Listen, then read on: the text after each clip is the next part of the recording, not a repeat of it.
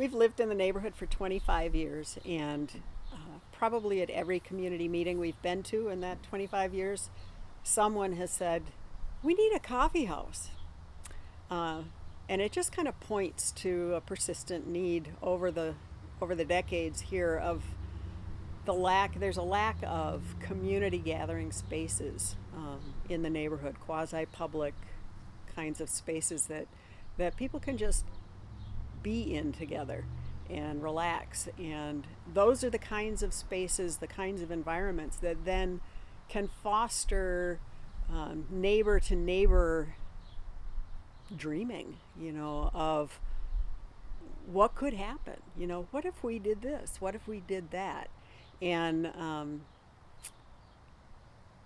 that's really in my heart, to be helping to make that happen, make those opportunities for the community to build itself, to create space for that. So that's what I'm interested in doing. Well, the neighborhood has been an immigrant gateway for 150, 160 years. And it's functioned that way for, initially it was East European immigrants, but now, there was a large wave of Hmong and some other Asian. We've had Vietnamese, Cambodian, Karen. We've also got Latino. We've got East African groups showing up. I think we've had a smattering of Russian, and a growing African American population as well here. So it's the mix here is pretty incredible, and it's a neighborhood where all those different kinds of people are scattered throughout the neighborhood. There's not a section that's for this and a section for that, but rather they're mixed together, and that just creates that much more need for spaces to be together in, to help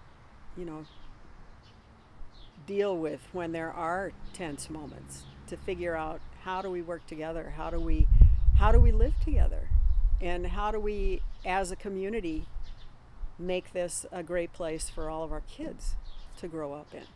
The vision that I've got for this coffee house is it's a space for people to come together. It's also a space where we can highlight and feature local artists and musicians. We can have neighborhood talent shows. We could do all sorts of things in this space, drawing on the richness of what's here already. And the vision is to have a place where there's barista style coffee, good coffee for the coffee snobs. And there's also coffee of different cultures, prepared in the styles of different cultures of people living in the neighborhood. And there'll also be what I'll call retro coffee, which is just a plain old, no frills cup of coffee at a cheap price point for the folks for whom that fits. And I want a coffee house that doesn't cater to a niche market. I want a coffee house where anybody living in this neighborhood can walk in and feel like they belong there. The idea is that it'll be a nonprofit. The coffee house itself will sell coffee at market rate prices, so it's not just gonna be come in and make a donation.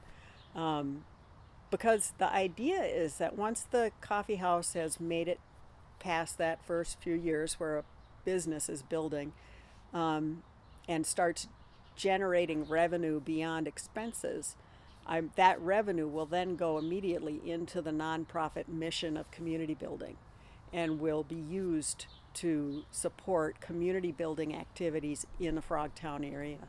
So those may or may not happen at the coffee house, but it could be a neighbor comes up with a great idea and the coffee house has enough funding to help support that effort.